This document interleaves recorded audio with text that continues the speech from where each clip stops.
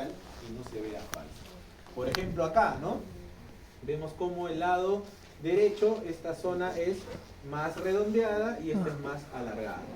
La única pieza dentaria que es simétrica es el incisivo central inferior. ¿Ok? El incisivo central inferior es la única pieza dentaria simétrica. Lo que hablábamos en la clase pasada, no existen ángulos rectos en odontología. ¿Ya? En odontología no existen ángulos rectos. Siempre hay curvas, hay zonas redondeadas. Por más que nuestros incisivos centrales parezcan planos, no son planos. Ponte algo plano y vas a ver que se ve súper raro. Por ejemplo, pareciera de que esta pieza dentaria tiene esta conformación, pero por ejemplo vamos a ver tres planos. Un plano cervical, un plano medio y un plano incisal. Son tres planos que le dan la forma que yo deseo a mi incisivo central. ¿Ok? En palatino mucho más, ¿no? Tengo un plano acá, tengo un plano cóncavo, tengo un plano convexo. ¿Cierto? Yo tengo una convexidad, una concavidad y una convexidad. ¿Ok? Igualito en mesial y en distal. Tengo bordes, tengo superficies. Nunca se halla una superficie plana. La premolar, que esto por ejemplo debe de medir 8 milímetros. Tengo tres planos. Un plano inicial. Obviamente la disposición de los planos cambia, ¿no? Miren en el lingual. Tengo un plano chiquito acá, un plano recto acá, un plano chiquito acá y uno más metido a nivel cervical. ¿Ok? Entonces la morfología dentaria está llena de esos detalles. Y también, ¿no? Ustedes van a hacer sus tallados y decir, doctor, yo lo he hecho con las proporciones y no parece un diente. Y voy a agarrar tu electrón y vamos a hacer plan, plan, plan. Biselamos, ahora sí parece un diente. Y esos pequeños detalles sí le van a dar naturalidad. Doctor, ¿por qué son importantes? Obviamente es importante a nivel funcional estas curvas, ¿no? Porque si fuese plano, los alimentos se quedarían atrapados, ¿no? El biofilm se quedaría por ahí más retenido, se fracturaría más rápido la pieza dentaria, ¿no? Estas curvas o planos hacen pues que los dientes tengan estructuras que me van a soportar una carga de fuerza grande. Pero también el hecho de que tengan esas curvas, esos planos chiquititos, hacen que el reflejo de la luz sea distinto. Por eso que cuando yo veo una sonrisa, digo, oye, sí se ve natural, porque la luz va a reflejar de distintas maneras en una superficie irregular, y eso le da naturalidad. Que si yo tuviese una superficie totalmente plana, la luz va a rebotar igual en todos lados y se va a ver raro. A pesar de que tengan el mismo color, yo puedo poner una resina de acá del mismo color de mi otro diente, pero si yo lo hago completamente plano se va a ver de otro color. Porque la refracción de la luz varía en torno a la característica anatómica o superficie que pueda tener la pieza dental. Entonces, solamente por dar el hecho, por ejemplo, a veces yo tengo una pieza dental, un incisivo central, ¿no? Tengo acá un incisivo central superior. ¿Ok? Y yo digo, mire, este incisivo central, yo lo voy a biselar. Lo voy a biselar. Le doy esta forma. Ahora voy a hacer una concavidad en esta zona. Ahora le voy a hacer una concavidad en esta zona. Le he hecho una concavidad, esta zona queda elevada y los rayos de luz se van a ver más brillantes en esta zona, en el medio. Pero todo se ve muy cuadrado, entonces biselemos acá. Solamente por biselarlo, acá creo una sombra y ya no se ve tan cuadrado el diente. ¿Okay? Son formas o técnicas que yo tengo para darle mejor apariencia a una pieza dental. Todas las piezas dentarias tienen la famosa convergencia palatina. Quiere decir de que los dientes tienen una conformación de arco donde el centro de ese arco generalmente es el centro del paladar. Incluso hay una teoría de Bonson, creo que es que si yo tuviese un punto acá, a partir del punto más atrás de mi cráneo se genera toda una esfera alrededor de mi boca, ¿ya? Pero todas las piezas a nivel palatino convergen pues en un punto central a nivel lingual y a nivel palatino. A ver, las convergencias proximales. ¿Se han dado cuenta de que todas las piezas dentarias tienen esta convergencia proximal? ¿Ok? Todas tienen esta convergencia proximal. Convergencia proximal, convergencia proximal. Doctor, ¿por qué mi molar es así, ¿ok? Y no es así? ¿Por qué creen que mi molar tenga que tener esta convergencia proximal y no puede ser completamente recto? Más allá de que se vea feo, ¿no? Pero ¿cuál creen que sea la razón? ¿Por qué creen que las piezas dentarias tienen esta convergencia ya a nivel proximal? Tanto distal como Pues hace como un... soporte. ¿Estás por ahí? ¿Para soporte de quién? de la fuerza masticatoria. Cuando yo muerda, que me aguanten las fuerzas. Ya. ¿Tú qué dices? Para lo mismo, ¿no? Pero por los movimientos que uno hace, lateralidad. Para la lateralidad, o sea, cuando yo haga movimientos... No, y bueno, ¿Ya? retroacción, ¿no? Ah, cuando haga movimientos laterales. ¿Qué más creen? ¿Por qué creen que tengo esa convergencia? Vamos a hacer Es como un antes. un experimento.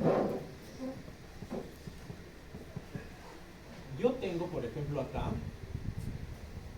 No lo dejo una bien. seguidilla de piezas dentarias. ¿Ok? Tengo acá mi premolar. Acá está, no te preocupes. Tengo acá mi otra premolar. Perfecto, esa es la picha. Tengo acá mi molar. ¿No? Y tengo acá mi otra molar. La picha.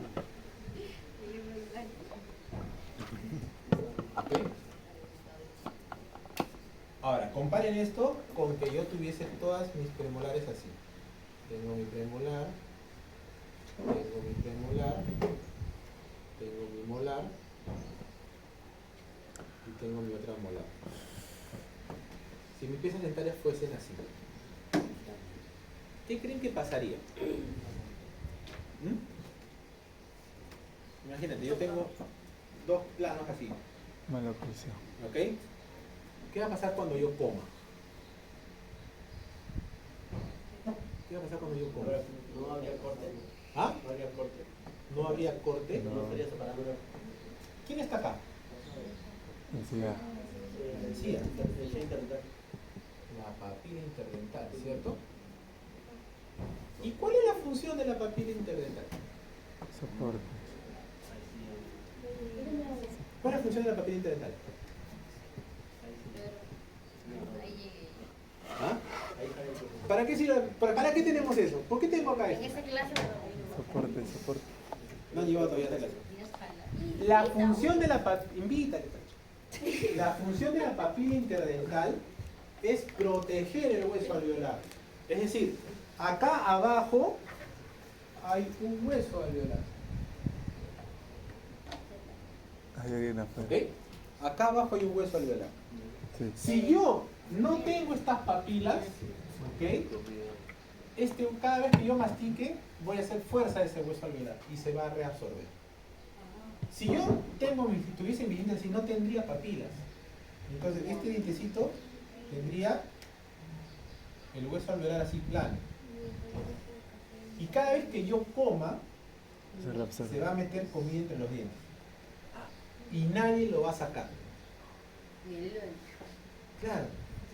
Yo voy a comer, se me va a quedar la comida ahí atrapada y nadie lo va a sacar. ¿Ok? Vale.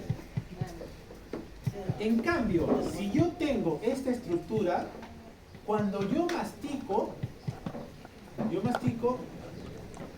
¿alguna vez ustedes han chancado ajos en el mortero? ¿Qué pasa cuando chancas el ajo? El ajo se va para todos lados, ¿cierto? Tú chancas y el ajo se va para todos lados. Eso se llama efecto mortero-pilón. Y tú tienes que juntar y volver a chancar, juntar y volver a chancar. Ya, eso sucede en la boca. La cúspide es el pilón y tu fosa es el mortero. Y cuando tú masticas, la comida se va para los lados y no se queda empaquetada entre los dientes. Por eso que después tu lengua y tu cachete regresan otra vez la comida a los dientes y vuelves a masticar. Si vuelve a ir la comida hacia los lados, metes y vuelves a masticar. Y estás en ese plan, estás haciendo el mortero, chancando ajos. Si yo no tuviese esta forma, cada vez que yo mastique, la comida no se va a ir ni para afuera ni para los costados, se va a quedar empaquetada acá. Se va a quedar empaquetada acá. Y se va a ir metiendo, se va a ir metiendo, se va a ir metiendo, se va a ir metiendo como una cuña. Cuña, cuña, cuña, cuña, hasta que acá el huesito va a comenzar a alejarse del diente. Va a haber una reabsorción ósea.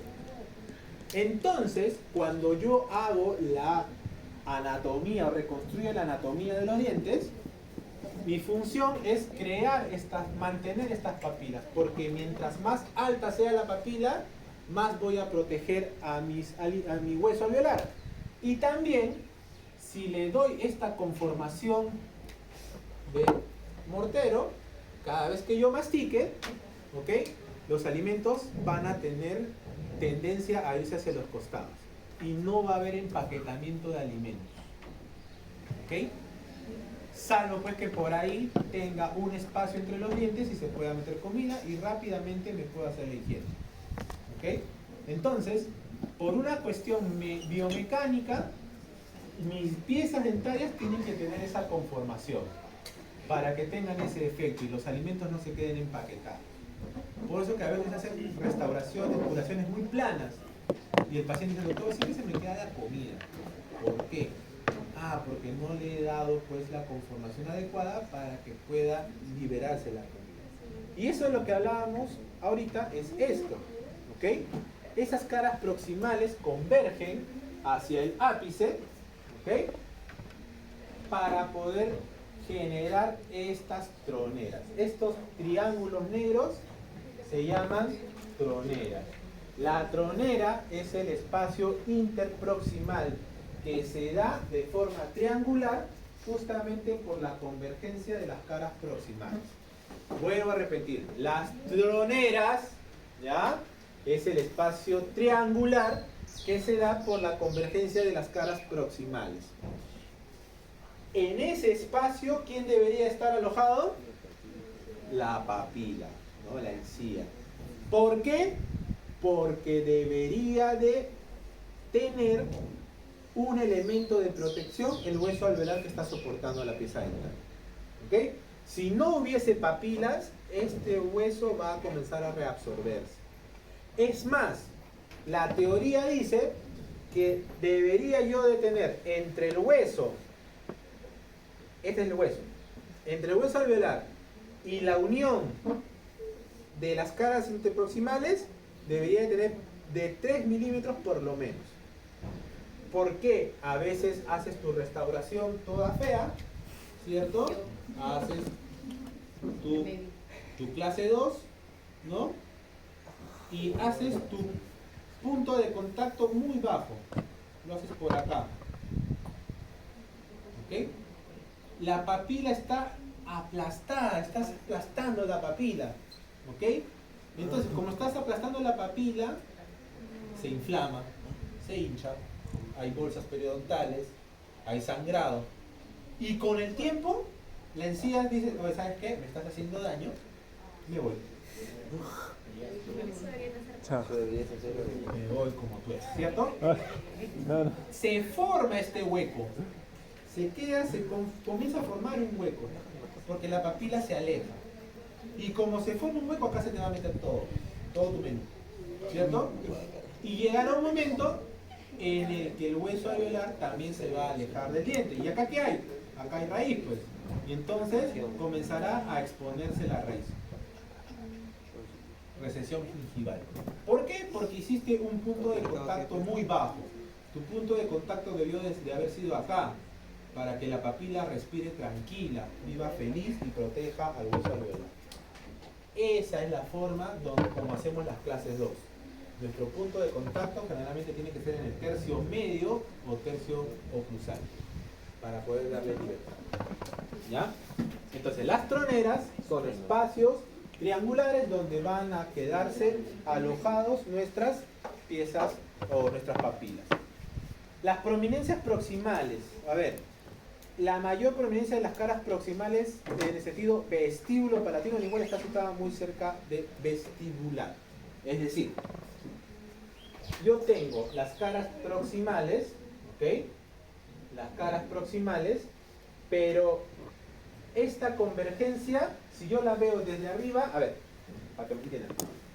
Esta tronera, este triangulito, yo lo estoy viendo de costadito. Sí. ¿Ok? ¿Sí? Pero también, si yo lo veo de oclusal, se va a generar una convergencia de las caras proximales. Y esa convergencia se da hacia vestibular. Es lo que nos dice eso. ¿Cómo es eso, doctor? Ah, ya, mira. Yo tengo acá una premolar que la voy a ver desde arriba. Tengo mi premolar. ¿Ok?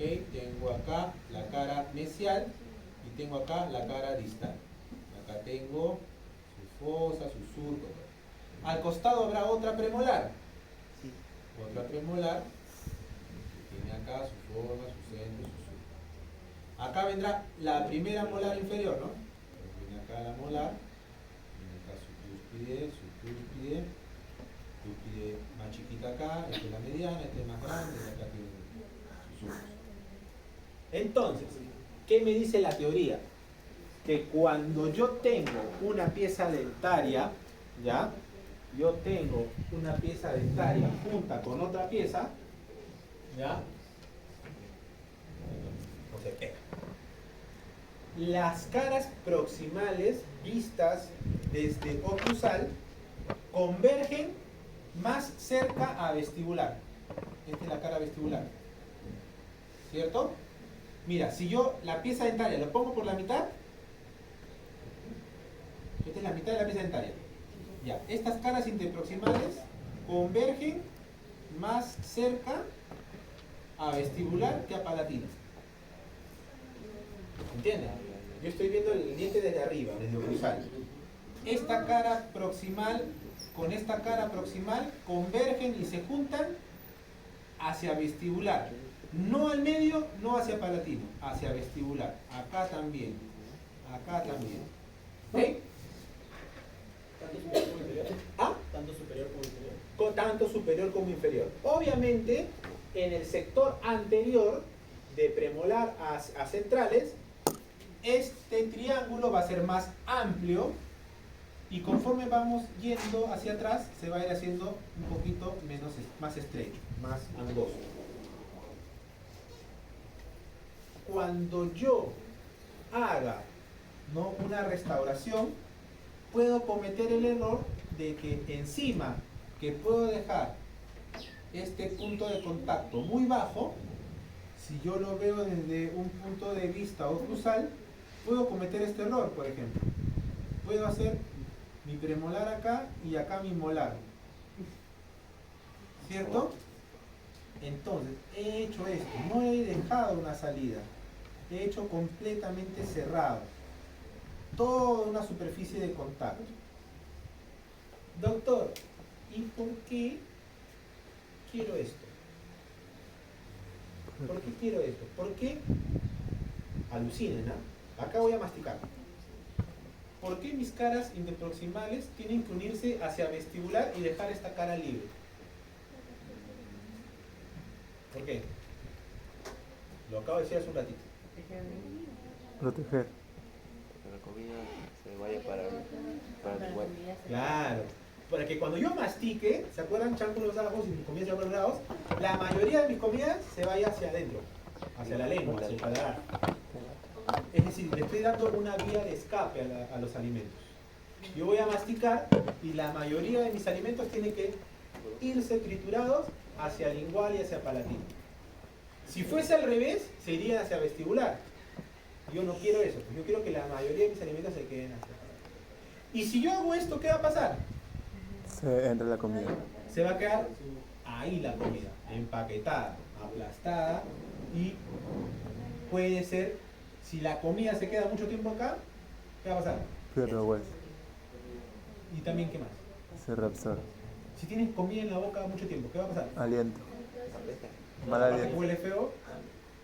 Carie. pues, ¿no? Carie. Claro, pues si se va a quedar acá el azúcar, los carbohidratos, se voy a tener un momento en el que esta pieza puede cariarse muy rápido. Lo que hablábamos la clase pasada. Toda pieza dentaria tiene su forma, su tamaño para la función y para la protección. Miren Dios qué tan sabio ha sido que dio esta cosita para que no sea tan fácil de carearse esa pieza. ¿Ok? Entonces, lo que Dios ha hecho, tú lo malogras. Acá lo fregamos, ¿cierto? Entonces tú tienes que darle también esa convergencia en interproximal. Entonces miren acá, ¿no? Cómo hacia vestibular convergen los puntos interproximales. Y por palatinos tenemos esa divergencia. ¿Cierto? Sí. Perfecto. La línea ecuatorial, ¿qué cosa es el Ecuador? Un país. Está bien, está bien. Línea ecuatorial. La línea ecuatorial, como en el mundo, ¿no? Es. Pero en los dientes, ¿qué es la línea ecuatorial? En los dientes, la línea ecuatorial es. Imagínense que este diente yo lo voy a ver de costadito. Viene el diente así, viene el diente así, y acá viene una cosa. ¿Ya? La línea ecuatorial en las piezas dentarias es la zona más prominente en vestibular. Es decir, de acá, de este plano, ¿cuál es la zona más prominente? Esta. Acá, la zona más prominente es esta. Y si yo pinto todas las zonas más prominentes, se genera una línea. Igual acá, por vestibular, esta es la zona más prominente, más prominente, más prominente, más prominente. Entonces, las líneas ecuatoriales, ¿ok? Es la unión de todos los puntos de máxima prominencia en las coronas de los dientes. Como hablábamos, los dientes no son planos, no son rectos, tienen concavidades o convexidades, ¿ok? Entonces, a nivel vestibular, ¿ok? A nivel vestibular, la zona más prominente va de arriba hacia abajo. Así. A nivel vestibular, la zona más prominente va de arriba hacia abajo. Y en interproximales, o sea, en los costados, ¿cómo creen que será? Al revés. ¿Por qué? Porque tu punto de contacto es más alto, pues. ¿Te acuerdas que tu punto de contacto tiene que estar como 3 milímetros arriba de la cresta para la papila? Entonces, a nivel interproximal, o sea, en la cara mesial y en la cara distal, esta línea ecuatorial es medio invertida. Va de abajo hacia arriba. ¿Por qué? Porque la zona más prominente generalmente está hacia oclusal. Porque acá va a venir la papila, ¿no? Simple lógica, chicos. Entonces, cuando yo hago mi tallado de mis dientes, esta línea ecuatorial por vestibular tiene que verse así bonito. Es decir, este plano tiene que ser así y acá tiene que haber otro plano. Pero por proximal, mesial y distal, esa línea es más prominente hacia oclusal. Entonces habrá un plano chiquito acá y acá habrá un plano grandote así. Este plano grandote así es esto. ¿No? Es lo que hace. Es consecuencia de que los puntos de contacto entre los dientes se dan a cierto nivel. La unión de todos los puntos de máxima prominencia. En los dientes anteriores, ¿ya? También hay zonas prominentes alrededor, tanto en mesial como en distal. Generalmente en los dientes anteriores, las zonas más prominentes son los bordes, tanto mesial, cervical y distal. En todas las caras vestibulares y palatinos o linguales de los incisivos se localiza muy cerca de cervical. Siempre en cervical son las zonas más prominentes, ¿ok? En los dientes anteriores. Mientras que en los posteriores era cerca a oclusal, ¿ok? La línea cervical, vamos a hablar un poquito del cuello anatómico, ¿ya? El cuello anatómico es la unión entre la raíz y la corona, ¿ok? Ese cuello anatómico en algunos casos es muy pronunciado. Tenemos, por ejemplo, un incisivo, ¿ok? Tenemos un incisivo y viene acá la raíz. Ya, esta unión, el cuello anatómico, suele tener como un escalón. Y en algunos casos, como en las molares, es más tenue, no hay un escalón propiamente dicho, ¿ok? Es más, más sutil, ¿no? La diferencia entre la raíz de superficies entre la raíz. Que vemos ahí, por ejemplo, ¿no? En la foto, como la continuidad de raíz con corona es muy sutil, mientras que en anteriores es más pronunciado. ¿Ok? Por una sencilla razón, pues en anteriores las raíces son más angostas y en posteriores las raíces son más anchas. ¿Ya? Una cosa es el cuello anatómico, lo que nosotros vemos, ¿ya? Nosotros vemos la unión, la famosa UCA, ¿no? Unión cemento-adamantina, ¿no? La unión cemento-esmalte. Pero otra cosa es el cuello clínico. El cuello clínico es donde se inserta la región gingival, ¿no? Miren acá, este es mi cuello anatómico, pero este es mi cuello clínico. Mi cuello clínico es la unión o la inserción ya de la encía, de la parte periodontal. ¿Ok? Lo ideal es que el cuello clínico esté Sea como el anatómico. por 1 milímetro, 2 milímetros debajo del cuello anatómico. Doctor, si está a 2 milímetros yo lo debería ver, ¿no? Pero recuerda, no han visto periodoncia todavía, ¿no?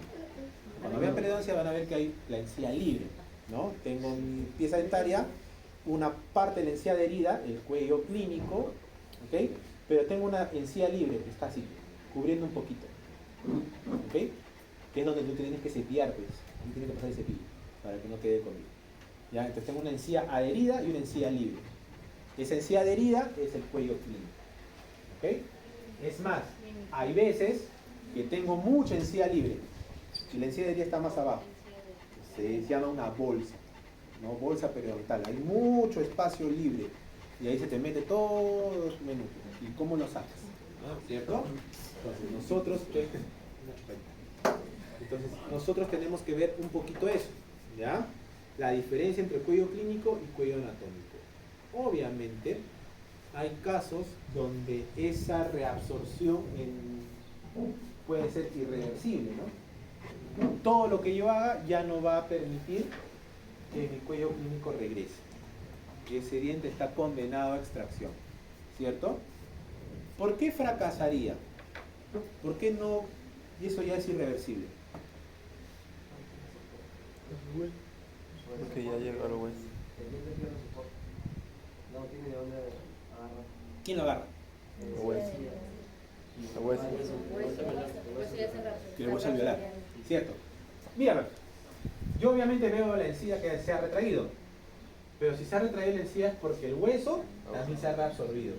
Entonces, ¿cómo voy a agarrarlo de encía nomás? ¿No? Voy a poner un injerto de encía acá y la encía solita me va a agarrar el diente, no va a pasar nada, ¿cierto? Si ya perdí soporte óseo, ya es muy probable que ya lo pierda. Y encima, recuerden que de manera histológica, este segmento radicular tenía una forma de unirse al periodonto y al ya estar libre ha perdido esa capacidad de adherencia. ¿Ya? Ha perdido esa capacidad de adherencia. Por más que yo le pegue lo que le pegue, complicado.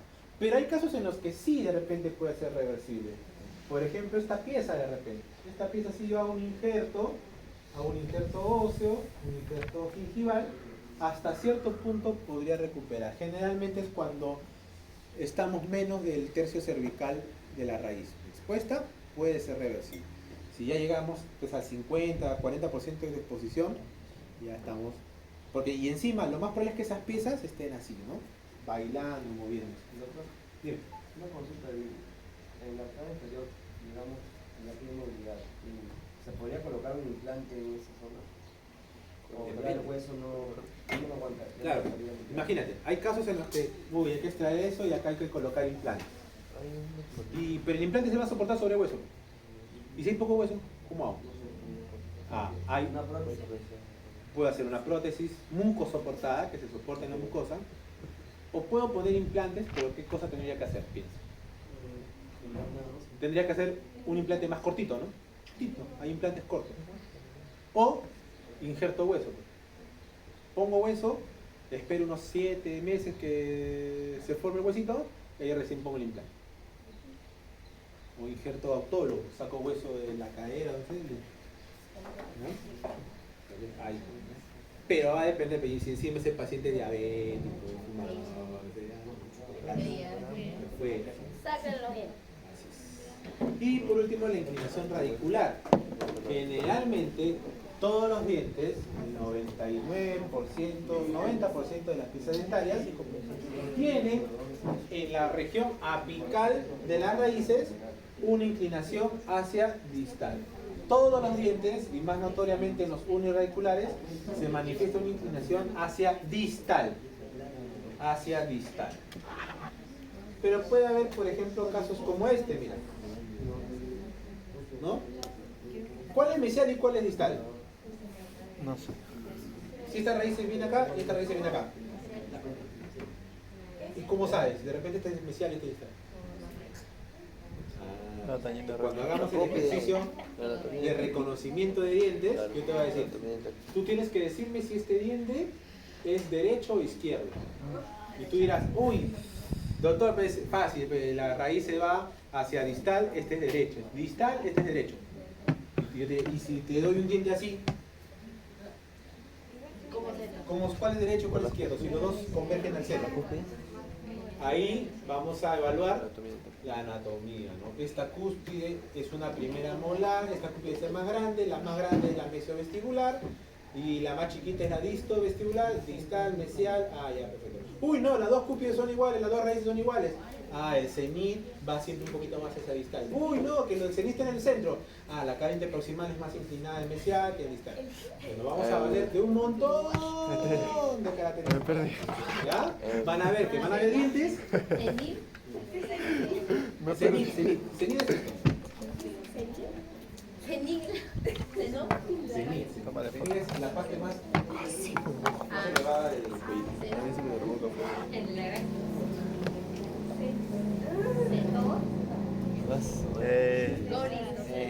Paso. Muy bien. Paso Vamos a corto. tomar un examen. No. Vamos con la siguiente clase. ¿Qué? No, tranquilo, vamos a prepararnos un poco para la práctica. ¿Ya? ¿Qué ya se quieren ir? No. Quiero. Todos vamos a tener ya nuestra guía de práctica. Vamos a ver ahora en la práctica un poquito de anatomía dental y sobre todo